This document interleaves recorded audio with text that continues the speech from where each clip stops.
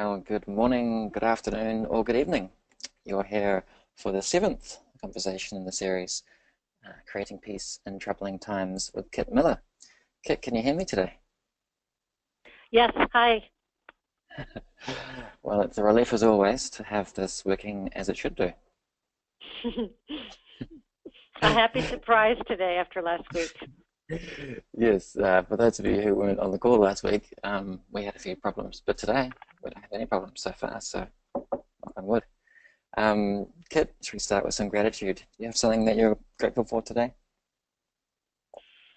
Yeah. I'm well, always there's a bunch of them, but I love how many books I have to read in the world. I just have a whole bunch of them in front of me right now. I'm reading Thomas Merton's Gandhi on Nonviolence book, which is a real source of strength and nurturance right now, and I've always got my Howard Thurman's Meditations of the Heart to draw on in challenging times, and I'm looking at Peter Block's book on community right now for ideas around creating courageous community conversations, and there's so much to learn. And then yesterday I was on YouTube pulling out excerpts from speeches by Martin Luther King to support a group who are looking for resources to celebrate the birthday coming up next week. So we're so rich right now in our access to learning materials about nonviolence, and I'm just ongoingly grateful. How about you, and how about other people on the call? I'd love to hear what everybody's grateful for today. Yes, absolutely. If you've got anything that you'd like to share or just share with Kit and I or with the whole group, you can um, write in. Let me just check. Someone just said I can't hear anything. That's not very useful. If you can hear me right now, I would love you to write a comment or a question or any kind of message just to let Kit and I can hear fine. Thank you, Linda. That's very reassuring. Bob, I hope that you're now hearing me, and Kit. Um, I'm grateful for technology. The technology that allows us to communicate with each other. That includes me being here in New Zealand and you being in Rochester, New York, Kit, and everyone joining us from all over the world. It includes being able to record this and other people being able to hear it in the future. It includes books. I just think it's marvelous that we can learn so much from each other and get insights that help us not only as individuals evolve and progress, but us as a global community to learn and progress from each other together. So I'm particularly grateful for technology today. And that's, once again, language, human language is technology. Kit, what would you like to share with everyone today? Oh, wait, before you do that, Kit, we have some people who are sharing gratitude with us, and I would love to read some out. Good, I'd like to hear it. Yeah, me too, always. I'm grateful for a job, working with young children and great colleagues. I'm grateful for the recording because I can't always make the live calls. Thank you. I'm grateful for the opportunity to have a live connection to nonviolence now. Those are all good things. Thank you for sharing those with us today. Kit, what would you like to share with everyone today? Well, before I do, I just want to really appreciate the variety of forms of feedback that Thomas and I have been receiving from so many of you, both new friends and old friends, and it's really moving to me, to hearing from friends on several different continents who are hanging out, and I'm just so grateful for the opportunity to be able to spend time with you in this way and to do anything that will help your lives. Just some small thing that's a joyful thing for me. So thank you. I just finished a session this morning working with a group of fairly sizable group of people that are heading down to Washington, D.C. next weekend. Part of a women's rights group, women who are like really down there, mainly women, but also people of the male persuasion who are down there to really put the new U.S. administration on alert that women-related issues needs to be considered and not, well, I'll just leave it at that. So I just had the opportunity to support this group of people and especially to look at what they were doing through the lens of Kingian nonviolence, and which is such a wonderfully timely thing, as here in the United States we're celebrating King's birthday in the next couple of days, and many, many events happening right now in relation to that powerful legacy that, and I always remember on King's birthday that although we have his name on it, of course, what it is, it's the legacy of thousands and thousands of people that were part of that effort. And so we speak about King, we focus on King, but there were thousands of people, many of them still with us today, who were engaged with that. And we have their living example and legacy still to draw on. So I want to speak just a little bit about some ideas in relation to activism and how it relates to King and nonviolence in particular today. And I was very encouraged by an article that was saw in The Guardian earlier this week. And by the way, I just want a quick word on media. This is a great time to continue to expand your consumption shake up your consumption of media. It's important for us to be sampling media from different countries, different perspectives. Otherwise, our confirmation bias will be especially easy to continue. Confirmation bias is the very helpful but increasingly maladaptive capacity that our brain has to once we've constructed a narrative about something, our brain very helpfully, really particularly only brings to our consciousness information that confirms our existing narrative. So it does that, from my reading of it, to help us make sense of a chaotic and complex world so we're not overwhelmed. But at the same time, it essentially puts blinders on us. And at times when we actually need to be really alert to learning and understanding other people's perspectives. So this article in The Guardian, which is also posted on the Gandhi's Facebook page this week, which is ROC Nonviolence. It's a piece by Frances Robinson. And the name of the piece is "Are You a La La La? I Can't Hear You, Liberal?" She's in the article. She's reporting on some research that was done, joint research at the universities of Winnipeg and Chicago, which basically is speaking about the problem or the issue of confirmation bias. I'm not going to get into the details of it, but what was exciting to me, and Thomas and I were speaking about this as we made some ideas and plans for the call today, is that the research indicated that 39% of people who identified as conservative, quote unquote, and 36% of those who identified as liberal, quote unquote, were indicated a willingness to hear the perspectives of others, which means a lot of people aren't willing. And interestingly, in their study, at least a little bit higher percentage of liberals were unwilling to hear the perspective of conservatives than the other way. But regardless, over a third of the population indicated, at least from this study, that they really were interested, willing at least, to hear the perspectives of others.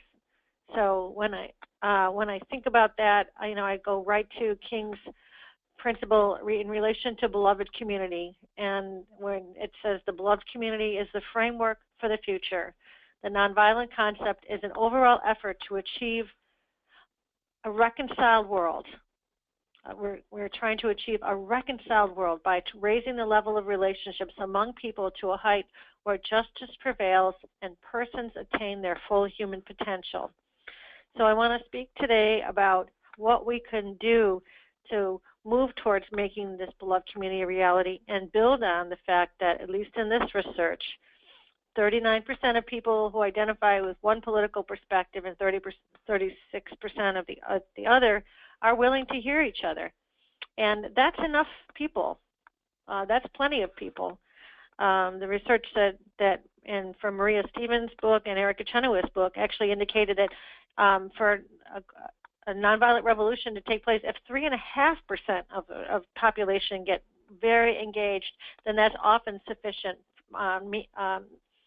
energy for change to occur. So we may have enough people. So the question is now, what can we do? What can we do with those people? Before I keep going, any reflection or thought coming up in you, Thomas, hearing all this?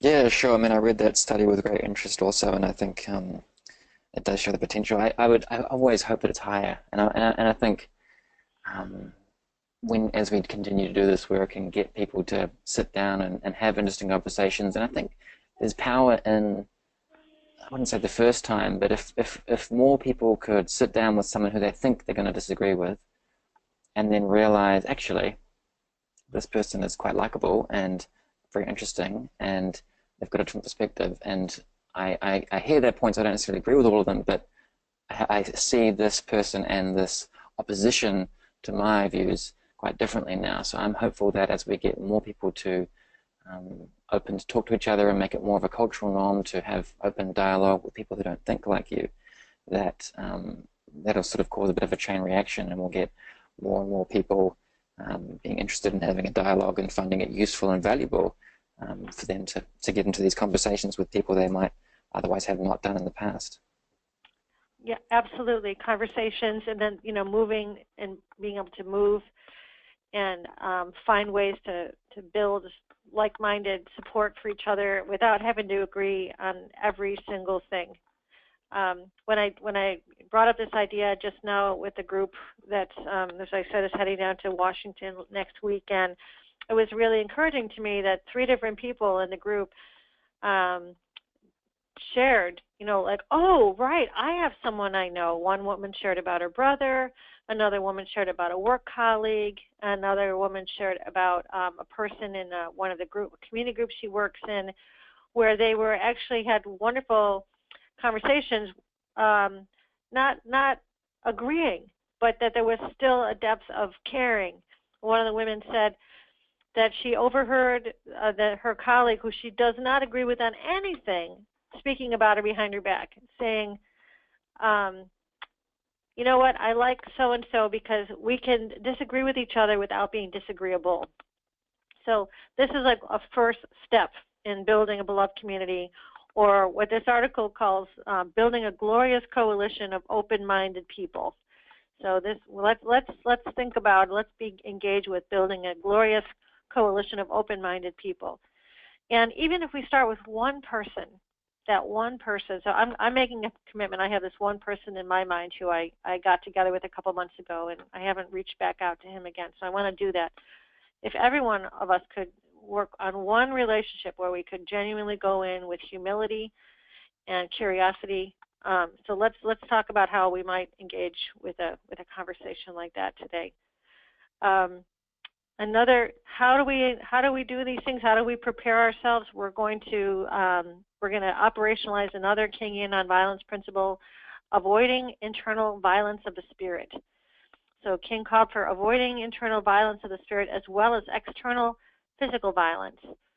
The nonviolent attitude permeates all aspects of the campaign, and it provides a mirror-type reflection of the reality of the condition to one's opponent and the community at large.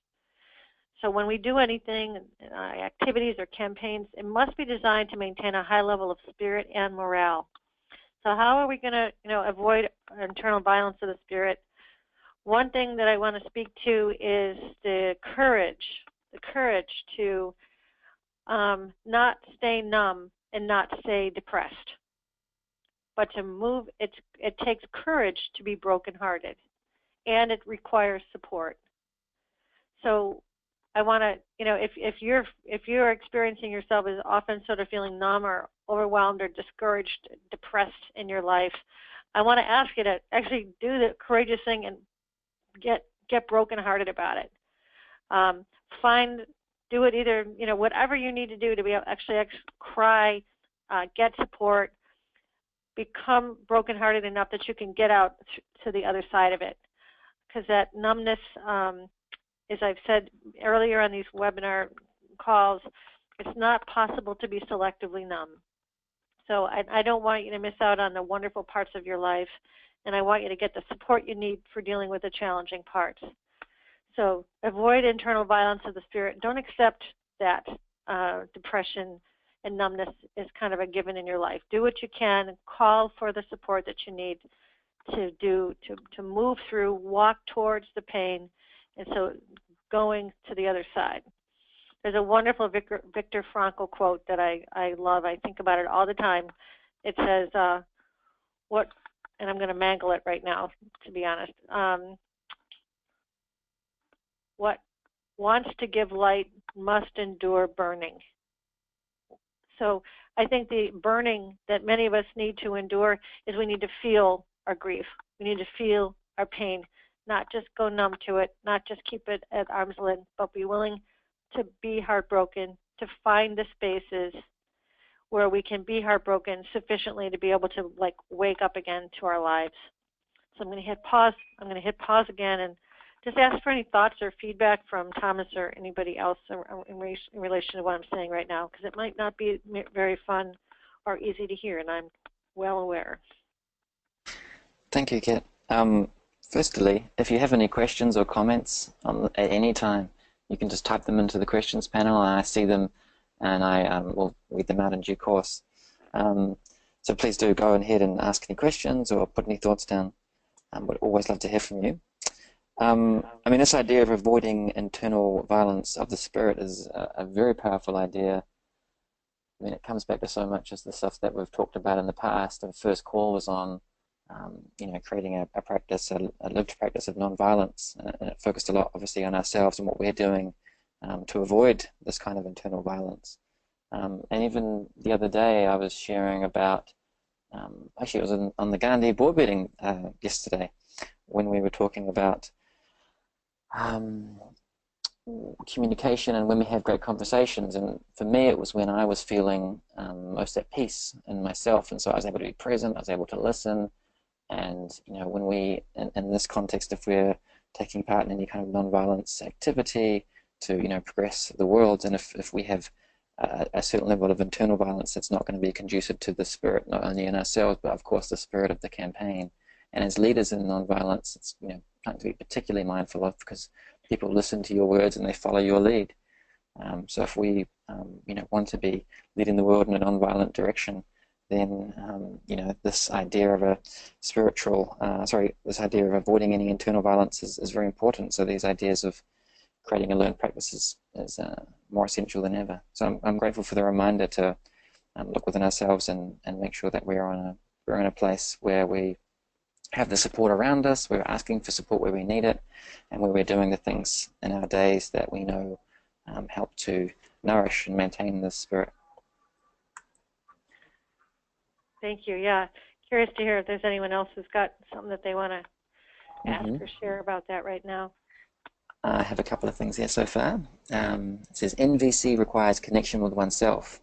What if the person is unaware or has built a blind spot of inability to connect with themselves?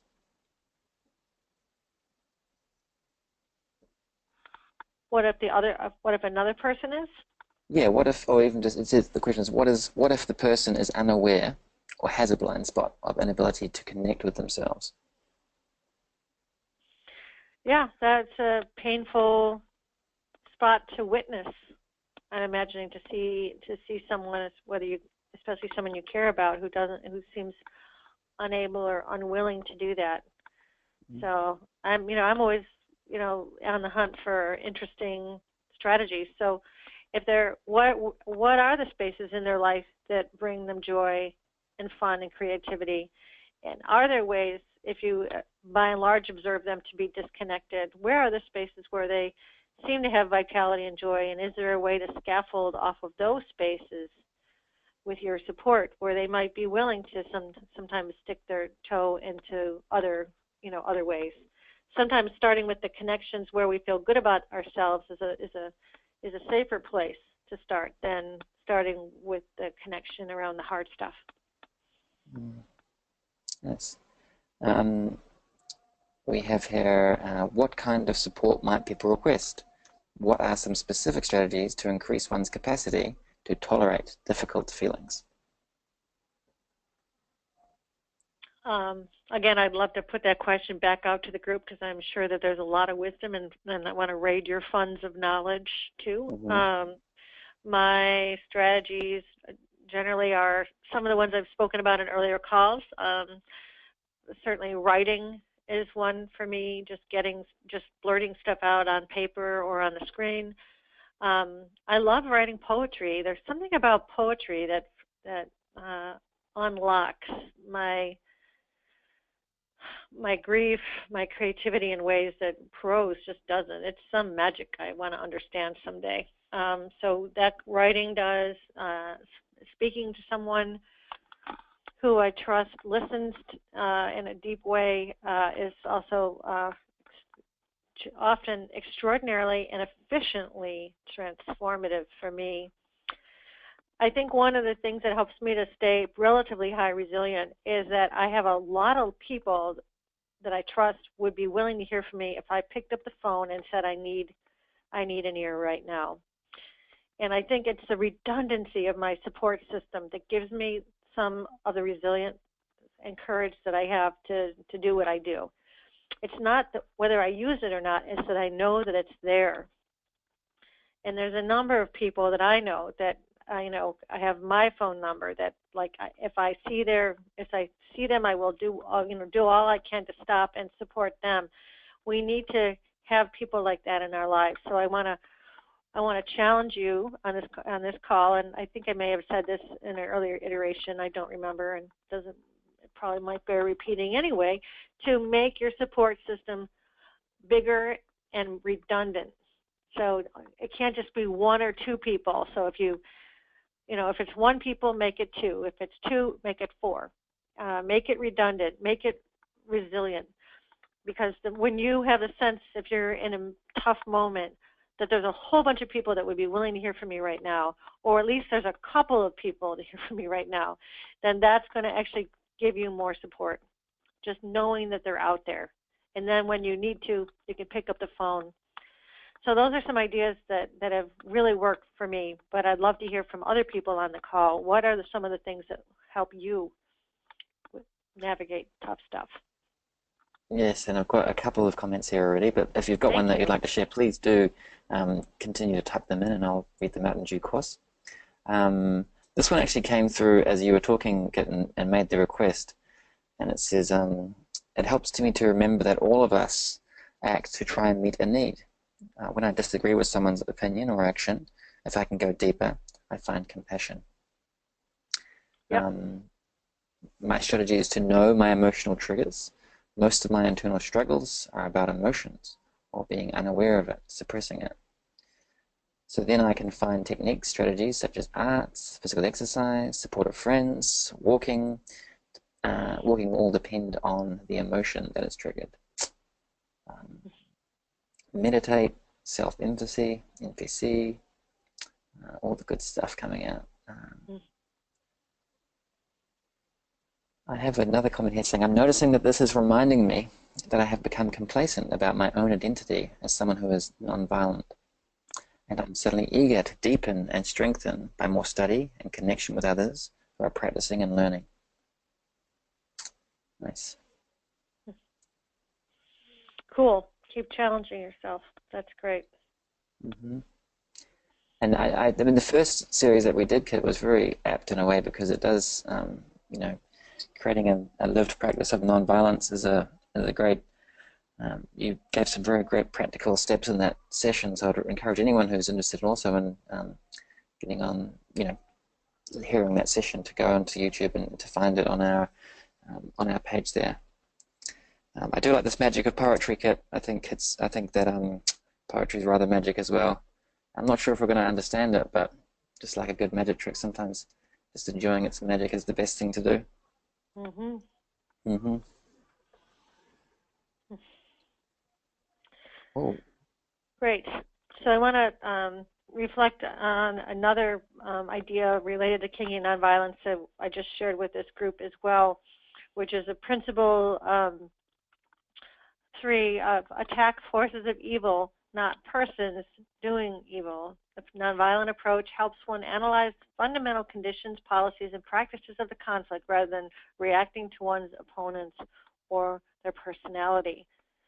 So one of the things that I often do and frequently do in when I have a chance to work with people directly and in person is we spent some time looking and examining our fundamental views of conflict itself, because I have found that it's true for many people, not all certainly, but for many of us, there's a fairly high degree of conflict aversion in the world, and it's one of the things that keeps us from being courageous sometimes, is that we duck conflict. We want to walk away from conflict. And I know we've spoken about this in earlier iterations of this webinar, but I want to just keep coming back to whatever you need to do to be able to walk towards difficult situations is an important way for us to be able to stay active. One of the, principle one of King and Nonviolence, nonviolence is a way of life for courageous people. So this is about having courage. Spending some time, if you haven't done it yet, spending some time to look at and examining, well, what are my fundamental ideas about conflict itself? These ideas are often, laid down for us very early in our lives by mom and dad and other adults around us. When sometimes watching them get into conflict can be a deeply scary thing for a little person, and that little person, I would submit, is still alive inside each and every one of us. And so often there's a sense of fear, anxiety, and so we don't want to deal with conflict, or we're looking for more ease. And so to be able to relate to conflict in the most constructive way, and remembering something, again, that we've spoken about, I think, already earlier in this webinar, which is that, creativity and conflict are two sides of the same coin. So what flips a coin from one to another is whether or not there's trust. And I think that you can flip the coin from conflict to creativity when the only person in the conflict that you trust is yourself. So even if you have enough trust in your own capacity, it doesn't mean that you necessarily have trust in the other person. You can have trust in your own capacity. You can know, look, I can do this. Even if I'm not sure how, I'm going to go for it anyways, because it's worth doing badly, even if then not doing it all. So I'm going to try for this. I'm going to say this thing. I'm going to walk towards this situation because I need to do this. I want to become more courageous. I want to have these kind of conversations. I want to offer this kind of support to someone in an emergency, whatever it is, like to just keep pushing our edge, whatever that edge is for us. And shying away from conflict is something that I still, after all these years, I'm still always working that edge inside of myself. But it's such a fruitful edge. There's so much learning in that edge. So I want to just sort of put that out also and check again for comprehension and any reactions from people on the call, and anything you want to add to this, Thomas. Sure. While we wait for some reactions and questions and observations to come through, it's you're a kid of civic dinners, right? Which is a movement that my wife Jen is working on at the moment, and so much of what we're talking about today actually comes into that, in terms of sitting down with people who don't think like us, and what you were mentioning then about trust. And one of the things so civic dinners is it gets people together around food to have conversations that matter. And there's a host. I can show the website at some point, but when you come together with food and we're sitting down and we're sharing and we're just doing the general things that you do around food, which is something we've done, for millennia, break bread together. That level of trust just goes up, and so you're then more willing to then open up and have these conversations. And that's what certainly been the early experience of civic dinners has been that you can have quite interesting and deep conversations. And I think that now that you're talking about how important trust is, I think that that's a huge part of it. Sharing food and being nourished together, I think implicitly requires trust that we're not going to be poisoned or attacked or in a safe place and all these kinds of things. So, I think it's interesting to hear that this the focus on trust in that context, because I've been thinking a lot about civic dinners recently. Yep. And one of the things that's really, I think, really also increases trust is if you let people know that they matter to you. Don't assume that people know that. I'm ongoingly amazed at how important it is to people when I say to them, I'm going to try this. I want to do this thing with you. Even if I don't trust that I know how to do it myself, I want to do it anyways because you matter. And bringing my best self to this relationship, to this dynamic is, I want to try it out. So, and so transparency and reminding people that that they matter to you and that this is why you're reaching out. That's a pretty irresistible thing to hear because most of us are really hungry. We don't trust that we matter. So make sure that people know when you're trying to do something with them that might feel risky or whatever. I'm doing this because you matter. You're another human being. You matter to me because you're a friend. You're my brother. You're my colleague. And you matter because, we both have children and we want the world to be a better place for our children. I want the world to be a better place for your children. And I also trust that you want it to be better for mine. Whatever you can do to make sure people know that. And then they might be willing to just give you a little bit more of a benefit of a doubt when you're asking them to engage in ways that are tough. I want us to remember that we want to conduct ourselves as much as possible. If we're interested in nonviolence, we want to be conducting ourselves in ways that make it harder for the other person to resist us. Not because we are, the most articulate, persuasive people, but because our earnestness, our wholeheartedness, our care is so clearly evident that even if they don't agree with us, they're drawn to trying to understand us. So just checking again any feedback or anything that's coming in. Anything anybody wants to say. I'd want to engage with other people's voices too, because I could just go on and on sitting here. Yeah, we have some people who have written in, Kit, so I'll read some of these out now. I'm a lawyer who is working on shifting what I call our systemic conflict mindset, and I'd love support and ways to practice the shift in myself and communicate ways to practice it with others. Mm-hmm. I can read some more if you want to talk to that one or something. No, just really quickly, I know that, maybe you already know all about this, and so I apologize, but I'm very moved by, collaborative law, the idea behind collaborative law, and, which is lawyers who are wanting to reframe law from being adversarial to being one where we get our heads together to solve problems in a way that benefits the most people. Gandhi is an attorney in South Africa. That was most definitely the conclusion that he came to in his practice of law. So if you're looking for encouragement, I would encourage you to read some of Gandhi's reflections as an attorney in South Africa and where he came to in relation to his thinking about the law. And good luck. Well, thank you, Kit. Someone says, this is all affirming and encouraging for me. Encourage has the same root as courage. Yeah. Which is nice. And also, the only person I have to trust is myself. Yep. In a personal relationship with a partner who strongly avoids conflict, whenever I choose to trust my ability to move through a dialogue with her, I was able to bring us to a place of connection where she too felt relief.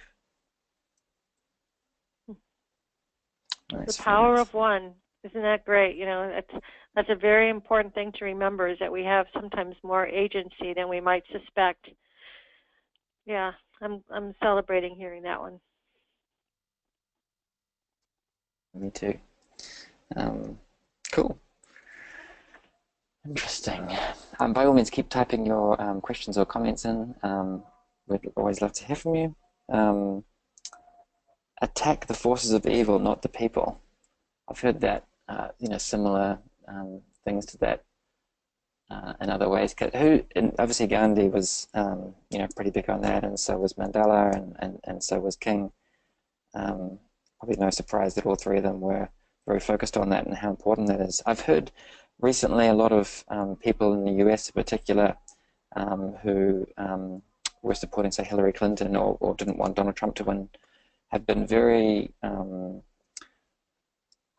angry and upset and wanting to and thinking that being what they might say is weak or not being strong enough or being too compromising or giving them the benefit of the doubt was part of the problem, and that liberals need to be more forceful or more whatever. Now, I think anger has a place, and I think forcefulness has a place, and I just want to get your thoughts on the spirit in which that happens, and anything that we could say to our friends who were frustrated, angry, wanting to make a change, and wanting to harness that energy, but do it in a way that helps them see that we need to attack the forces of evil, not the individuals themselves. Yep. Thank you. It's one of the handouts that I just shared with this group I was hanging out with. It was a gift from my former colleague out at BNBC in Oakland, California, Megan Nguyen Ouyang, who was one of the founders of the Safer Communities Project that worked with and works still today with incarcerated men in San Quentin prison, and as well as in other prisons and jails around the Bay Area. Maybe we've got some Safer Community folk on the call today, who knows. And from something that Megan Nguyen shared with me years ago, I shared today, an anger intensity continuum from the men. And we often, in our workshops with youth and adults here at the Institute, we explore anger as this fabulous energy source, and that needs to be made use of. So we don't have to just wait for anger to be over in other people or even within ourselves. If we know how to bottle it, Gandhi compared it to electricity. Some uses of electricity can shock and kill people. Some can power whole cities. So if we know how to use the anger related to outrage, to a sense of I can't live with this and I'm not going to, and I'm going to stand up, I'm going to be courageous, I'm going to do whatever I need to do. Principle 4 really is that I'm willing to accept suffering without retaliation for the sake of the cause to achieve our goal. So that I'm willing to put myself in the line, I'm willing to be uncomfortable, I'm willing to be up all night, I'm willing. And some of that willingness often is fueled by this sense of intolerance of what's happening. I know for myself, a lot of like the grief, anger, they're kind of often in the same cluster inside of me, and it's a tremendous energy source. I've often experienced grief, anger, and despair as like a form of power, as like a power plant inside of me. I want to keep using that sense of I'm not okay with this to be willing to keep moving myself.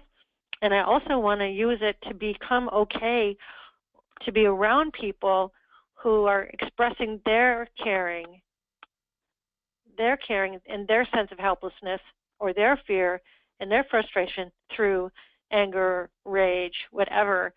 I want to be able to be relaxed around people who are doing that too. I don't want for them to have to speak, as I said earlier today, like in calmly modulated tones. And part of that, obviously also relates to our class, race, and cultural background. We all have our different ways that we've been brought up to be able to express and experience anger.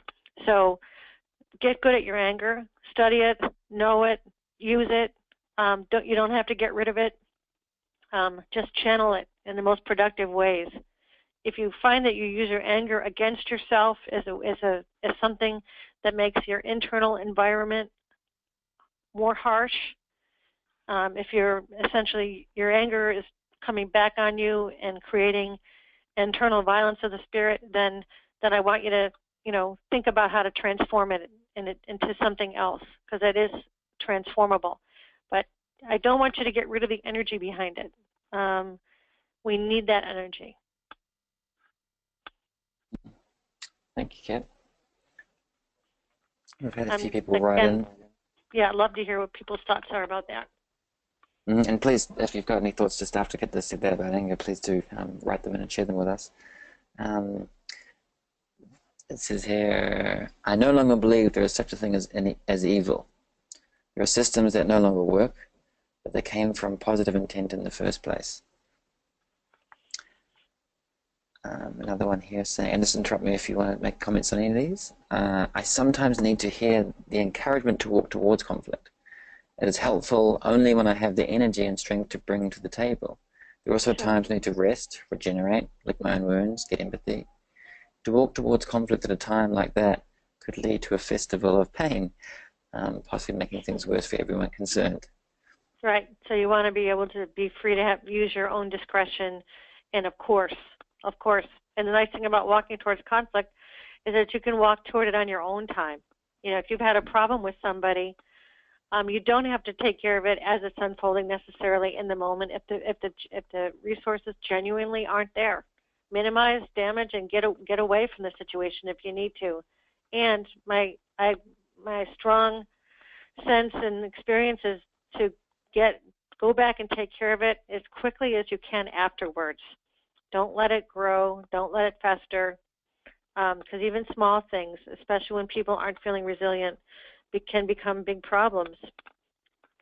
I was shared the story this morning of I was out to dinner last night with my husband and my parents, and we try to get them out for dinner as often as we can. And it was actually not a great night for us to do it. Frankly, I was pretty wiped out from a long week, and my husband was as well. And they wanted to go to a restaurant that frankly didn't have good food for either one of our diets. So we were sitting in this restaurant, both of us pretty exhausted, with these two beloved seniors who need a lot of support and a lot of ear. And I think we were both feeling pretty low resilience. And I, without asking permission, picked up the onions in my salad and dropped them on my husband's plate. Generally, that's not a problem between us, but last night it was. It really irritated the crap out of him.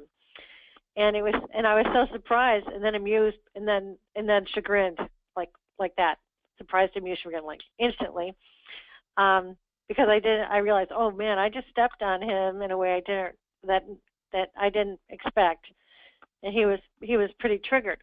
And we have such a generally harmonious relationship. I always celebrate how surprising it is when it goes out of sync. So, like as fast as I could after we finished the dinner and packed off my folks, I apologized and said, I'm really sorry I did that, and I only want to be someone who adds support and love to your life, not adds a single ounce of challenge. And I'm really grieving. And he said, I'm grieving too because it was an unexpected reaction inside of me, but there it was. So we cleaned it up as fast as we could, and it was good.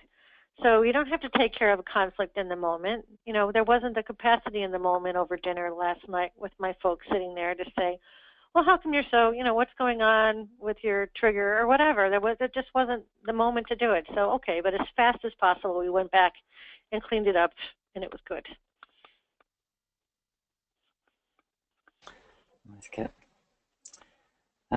We've had a few comments come through.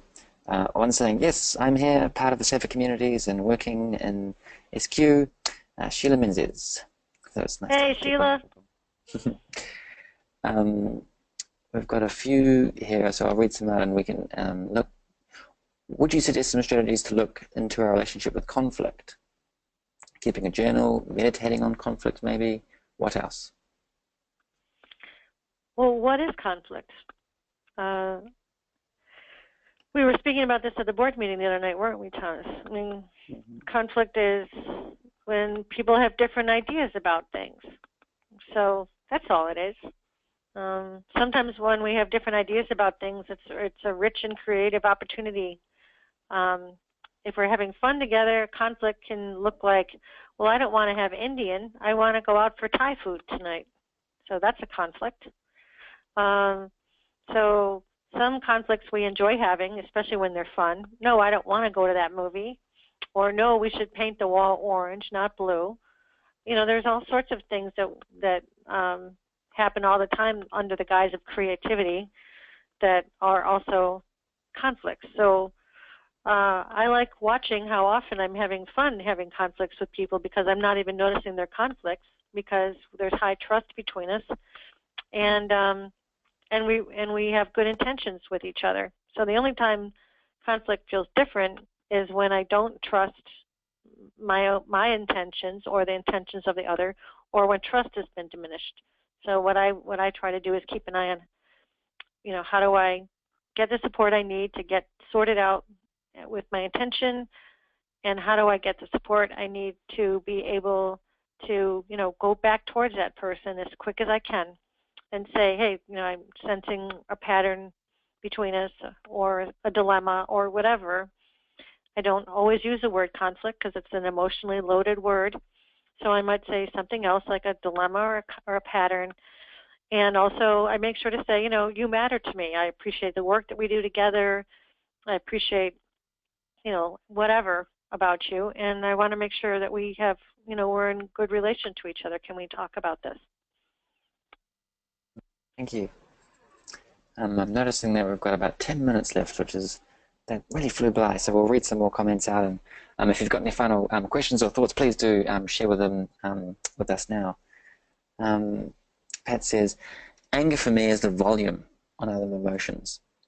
When I push down fear or grief or even positive feelings that want to be expressed but feel risky, saying I love you first, that my heart will turn up the volume until I can't ignore it. I love that. Yeah, I just got a visual of a heart with a volume button on it, or volume dial. Thanks for the visual. A comment here, which is interesting. I feel disturbed by the word attack and the phrase attack the forces of evil. In my experience, what we resist persists and even insists. Yeah. Yeah, it's interesting. I actually have a little quote from Ursula Gwynn here on my office. It says, "To oppose something is to maintain it." So I'm with you. Attack isn't a word that I would generally use, and it's how these principles were written. So I was being faithful to the transmission of the information, and I'm with you. The importance of language. Yeah, absolutely. While we're going to wrap up shortly, and we ask you at the end if anyone has any things of gratitude that they'd like to share with us. While we wait to see if there's any other thoughts or questions for Kit for the last few minutes of this call, I will hang on a sec.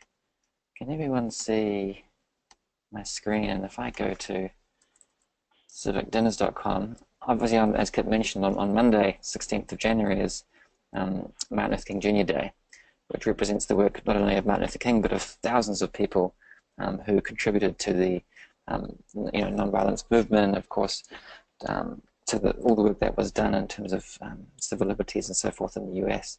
So this is the Civic Dinners website, and we're launching a conversation on Monday called the Beloved Community, and you can choose to host or attend this, and it really does.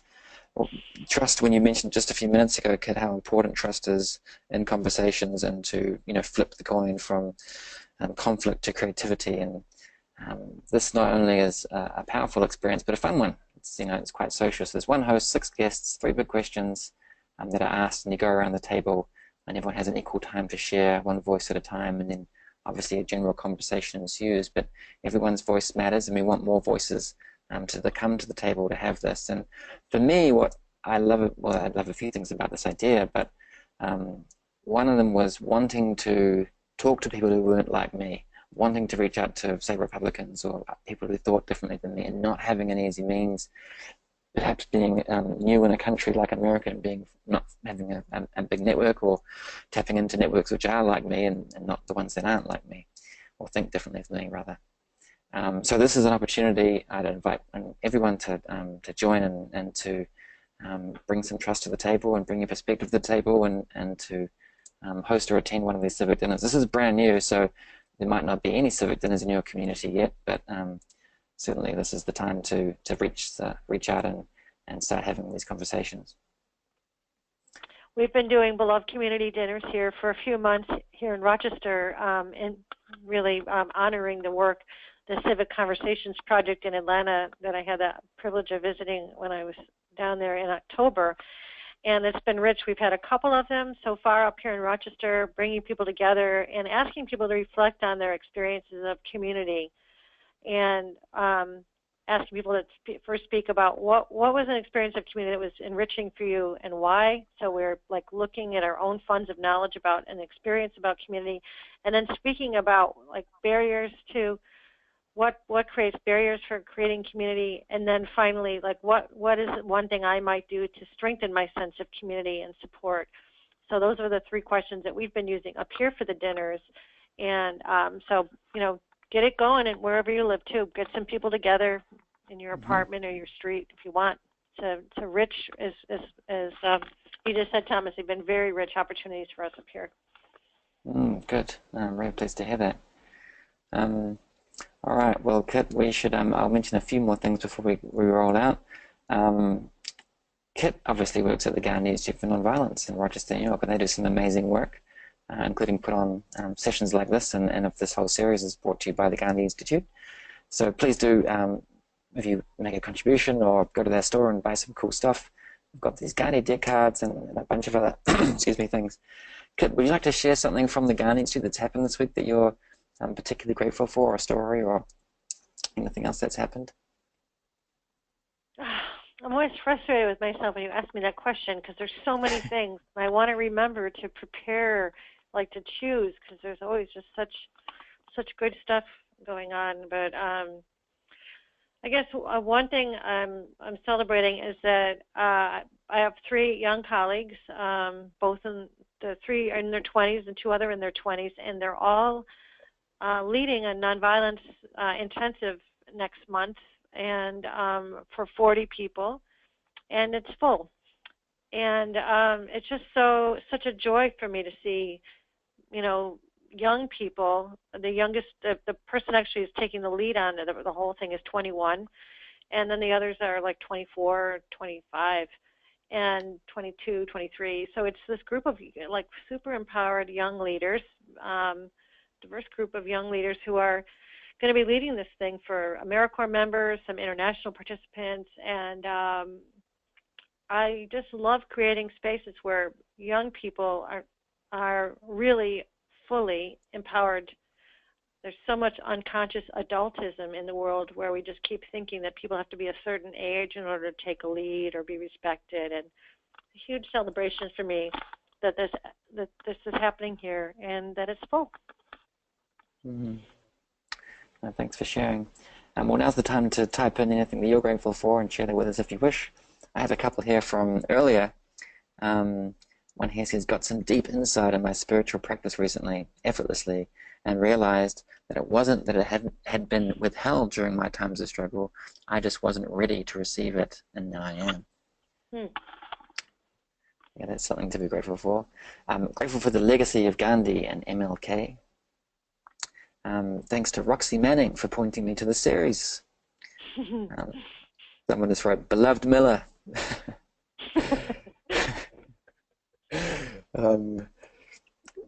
While feeling grateful for these webinars and the richness, I'm always torn between listening and typing.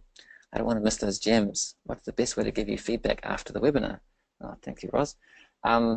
Email it in. Just reply to that email. You can email it to Kit and or myself, and just let us know. And Kit's mentioned before her love of getting really specific feedback. So like really hearing what for you specifically was useful. Obviously that's useful for us or for anybody when you get some feedback to know exactly what they're doing well that you appreciated. So any specific feedback, one or two things would be wonderful to hear from you all. I'm grateful for spending 3 months at the Gandhi Institute. Let's delete that.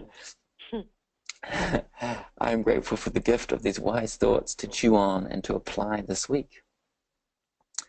Rochester, I grew up in Irondequoit. Is that how you say that? Irondequoit? Sure, me too. Cool. And I left in 1966 at the age of 18. I still have family in the area. Hmm. Grateful to know I'm not alone in my longing for courage, courageous nonviolence of the spirit. Wow. Grateful to know I'm not alone in my longing for courageous nonviolence of the spirit. Well, I'm into that. Um, I guess, well, I mean, I'm grateful for all of you joining us today and for Kit sharing all these words and thoughts with us, and of course for you sharing your thoughts and questions and ideas with us too. Um, I think that's a wrap, Kit. I think I did good. I really enjoyed that today. So thank you for your time as always. My pleasure. And I want to remind people that unfortunately we're going to skip next week and come back again after that. That's right, and I will send an email out just clarifying that. Kit will be on an aeroplane traveling. Where are you going next week, Kit? I'm actually heading tomorrow morning to spend a week with Joanna Macy, a beloved elder, Mm-hmm. and work on supporting a group of activists together for a week down there. So I'll be heading down there tomorrow morning. Awesome. Well, we hope you have an enjoyable and rich and safe trip, and we look forward to speaking with you in 2 weeks.